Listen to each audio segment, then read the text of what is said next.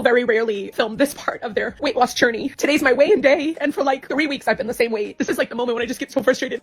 And those people out there that want to be like, just diet and exercise. I'm on week 9 of diet and exercise. Barely no carbs, sugar, clean keto. I don't know what other people are doing, but I am telling you that my weight has been a lifelong struggle. And if it was so easy just to diet and exercise, I would do it, because anybody who knows me knows I am the most resilient, hardworking, committed person. When I put my mind to something, I don't fail. What am I doing? Every meal, it feels like I'm torturing myself. I can't have anything that I want. You make a nice Asian dish, you can't have rice with it. You know, Italian dish, you can't have pasta with it. You can't even have a piece of toast in the morning. First of all, let me start off this video by saying I had to speed it up like this because it was a very long video. She was frustrated and getting all her frustrations out. So sorry that I had to do that, but people have no attention span, so I had to. Secondly, I empathize. I really do. A lot of my clients, when they first come to me, they've been in this position where they feel like they've tried absolutely everything. They feel like they're doing everything right, and still they're not able to lose weight, or they're not able to sustain it. So this is very common. Those people that are waking up saying I'm fat and I love myself, it's because they've had so many mornings like this, they fucking gave up. Just diet and exercise. You're lazy. Are you in the gym this morning doing lunges that are killing you and then getting on the scale and seeing nothing happening? To say that there are not fat people out there who want to stay fat and who don't want to do the work and who are lazy would be a lie. Of course, there are always lazy people, no matter what you're talking about, in any field, in any walk of life, in any part of the world. There are always lazy people who'd rather be miserable than actually put in the work. Do I think that this is one of them? Absolutely not. It's very clear from her frustration and the way that she's telling this story of her being fat her entire life and putting in the effort and trying